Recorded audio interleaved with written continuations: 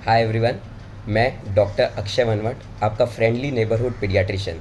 जो टॉपिक आज आपके साथ डिस्कस कर रहा हूँ वो है डायरिया, लूज स्टूल, जुलाब, पतले संडास, अलग अलग तरह से नामों से जाने जाने वाला ये बीमारी। अभी डायरिया क्या है? डायरिया है पतले संडास होना, बट ये ध्यान रखना ये वाटरी स्टूल से एक दिन में 3 से ज़्यादा बार होने वाला पतला या पानी जैसा संडास।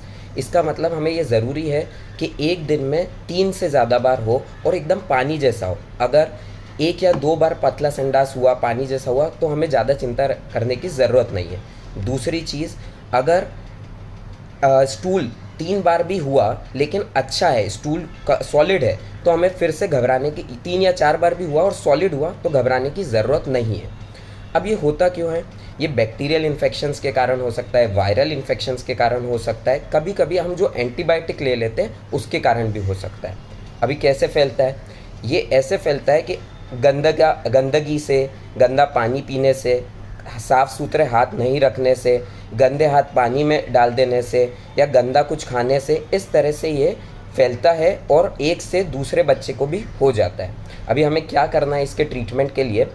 तो हमें पहले ये बात समझ लेनी है कि ये जो पतला संडास है ये 2 से 3 दिन रहने वाला है, तो एकदम से हम घबरा जाएं और बहुत सारी चीज़ें करें, ऐसा नहीं करना है।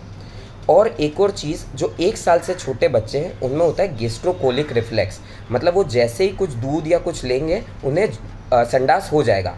ये संडास पेस्टी, सेमी सॉलिड टाइप का रहेगा, स्टूल की कंसिस्टेंसी एकदम वाटरी नहीं रहेगी। इस तरह के केस में हमें घबराना नहीं है, क्योंकि जो 1 साल से छोटे बच्चे होते हैं वो 6 से 8 बार ऐसे भी पतला संडास या पेस्टी स्टूल कर सकते हैं, उसमें हमें घबराने की ज़रूरत नहीं है। वो जब भी कुछ लेंगे वो संडास करेंगे और ये नॉर्मल है।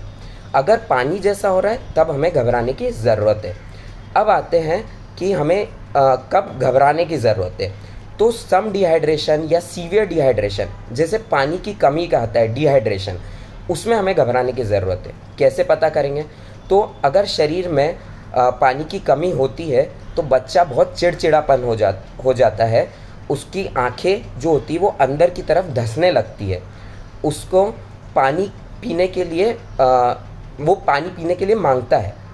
यही केस अगर सीवियर डिहाइड्रेशन या बहुत सीरियस हो जाए तो बच्चा एकदम सुस्त पड़ जाएगा, एकदम सोता रहेगा, उठेगा ही नहीं, आंखें बहुत ज़्यादा अंदर धंस जाएगी और जो स्किन है वो बहुत स्किन पिंच डिले हो जाएगा। इसका मतलब अगर हम इस तरह से उसकी एब्डोमेन, पेट की स्किन को खींचेंगे तो उसे जाने में समय लगेगा, वो तुरंत रिकॉइल नहीं होगी, वो तुरंत वापस नहीं जाएगी। इस तरह के केसेस सीवियर डिहाइड्रेशन होते हैं और इन्हें हॉस्पिटल में एडमिशन की रिक्वायरमेंट होती है। इस तरह के केसेस को आपको आइडेंटिफाई करना है और तुरंत डॉक्टर को मिलना है। अब आते हैं हम घर पे क्या कर सकते हैं। सबसे पहले साफ़ सुथरा रखें, किचन साफ़ होना चाहिए, पानी साफ़ होना चाहिए, गंदगी बिल्कुल नहीं होनी चाहिए। सेकेंड थिंग, बॉटल फीडिंग को अवॉइड करें। बॉटल फीडिंग में बहुत सी जगह अच्छे से स्टरलाइज नहीं कर पाते आप बॉटल को, और क्या होता है उसकी जो टिप होती है बॉटल की, उस पर बहुत सारे इन्फेक्शंस होते हैं और ये इन्फेक्शन सारे बच्चे के मुंह के अंदर जाते हैं और उसे इन्फेक्शन और बढ़ता जाता है। अब घर पे और क्या चीज़ कर सकते हैं? तो ORS का पानी दे सकते हैं। ORS का पानी कैसे देना है? 1 लीटर पानी लेना है, 1 लीटर का पूरा बॉटल पानी का, उसमें ORS का पाउडर इस तरह से आता है, ये आपको पूरा इस बॉटल में मिला देना है। अब ये जो बॉटल है 1 लीटर का बॉटल, ये 24 घंटे के अंदर ख़त्म होना चाहिए। पानी कैसा लेना है? पानी नॉर्मल लेना है, ना गर्म ना ठंडा, उबला हुआ ठंडा पानी भी ले सकते हैं। अब ये पानी 1 दिन में ख़त्म होना चाहिए। कितना देना है? तो छोटे बच्चे के लिए आप छोटा वाला जो 100 ml का ग्लास होता है लगभग उतना दे सकते, जब भी वो जुलाब करेगा। तो जो 6 महीने से छोटे बच्चे, उनमें क्या करना है? उनमें आपको ब्रेस्ट फीडिंग कंटिन्यू रखना है। माँ को हर 2 घंटे में दूध देते रहना है, दूध बिल्कुल भी बंद नहीं करना है। और अगर छाती से दूध नहीं दे पा रहे हैं तो वाटी चम्मच से दें, लेकिन बॉटल से फीड ना करें। घर पे और क्या चीज़ है ORS के अलावा जो आप दे सकते हैं? वो है वेजिटेबल सूप, वो है लस्सी जिसमें सॉल्ट ज़्यादा हो, शुगर कम, इसी तरह से दाल का पानी, चावल का पानी, ये सब आप दे सकते। क्या नहीं देना है? अभी आपको carbonated drinks, Thums Up, Coca Cola, Pepsi, ये सब नहीं देना है। और क्या नहीं देना है? फ्रूट जूसेस जिनमें शक्कर की क्वांटिटी बहुत ज़्यादा हो, इस तरह के फ्रूट जूसेस भी नहीं देना है, अवॉइड करना है। सोडा ड्रिंक्स अवॉइड करना है। और आप घर पे क्या कर सकते हैं, तो जिंक आपको 14 दिन तक इन बच्चों को देना है, क्योंकि ये जिंक इनको अगले रिपीटेड एपिसोड्स ऑफ डायरिया से बचाएगा। एंटीबायोटिक यूजुअली नीडेड नहीं रहती है। विटामिन ए आप दे सकते हैं।